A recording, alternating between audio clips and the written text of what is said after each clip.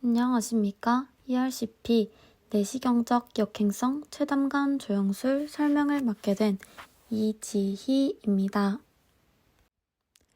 ERCP에 대해 쉽게 알아보기 위해 ERCP란 무엇인지 설명하고 목적은 어떻게 되는지, 검사 방법은 어떻게 되는지, 검사 전 유의사항은 무엇인지, 검사 후 유의사항은 무엇인지, 이 검사의 부작용은 무엇인지에 대해서 알아보도록 하겠습니다.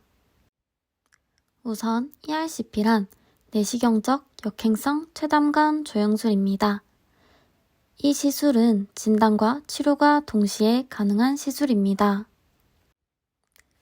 ERCP의 목적을 크게 세 가지로 나누면 담도의 병리학적 검사, 췌장의 병리학적 검사, 십이지장의 유두부암 검사가 있습니다.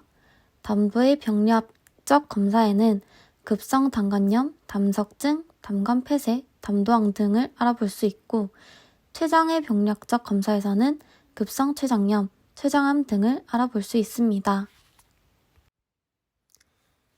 ERCP 검사로 황달 발생 시 원인을 규명할 수 있습니다.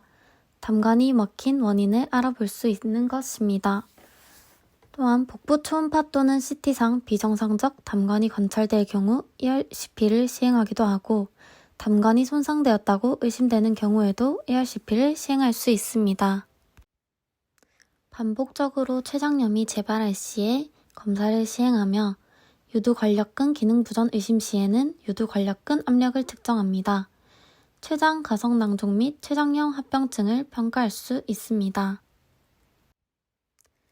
시술 방법을 그림을 보면서 설명을 해보겠습니다. 식도를 통해 내시경을 삽입하고 췌담관과 십이지장이 연결되는 십이지장 유두부라는 작은 구멍을 통해 조영제를 투여하여 방사선 촬영을 실시하는 검사입니다. 검사 전 유의사항에 대해 설명드리도록 하겠습니다. 검사는 30분에서 1시간가량 소요될 예정입니다. 검사 전 10분에서 20분 전 마취를 시작할 것입니다. 검사는 왼쪽으로 누운 상태인 좌측이를 취하여 진행할 것입니다. 검사 전 동의서를 작성해야 하는데 이것은 설명이 끝난 후 진행하도록 하겠습니다. 검사 전 8시간 이상 금식을 해야 하므로 저녁 12시부터 금식을 해주시면 됩니다. 위와 십이지장을 비운 상태로 유지를 해야 합니다.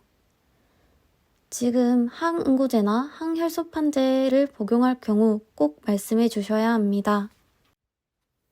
검사는 수병 내시경으로 진행하기 때문에 진정제, 진통제, 진경제가 들어갈 것입니다. 검사 당일에는 반드시 보호자를 동반하셔야 합니다. 검사 전 몸에 부착된 모든 금속 제품, 시계, 반지, 목걸이, 속옷 등을 제거해야 합니다. 검사 후 유의사항에 대해 설명드리도록 하겠습니다. 검사 후에는 금식을 꼭 유지해야 합니다. 검사 후 혈액 검사 결과에 따라 시기가 변경될 예정입니다. 갑자기 물을 드신다면 복통이 일어날 수 있습니다. 복통, 발열, 갑작스러운 황달, 호흡 곤란 시에는 간호사에게 알려주세요.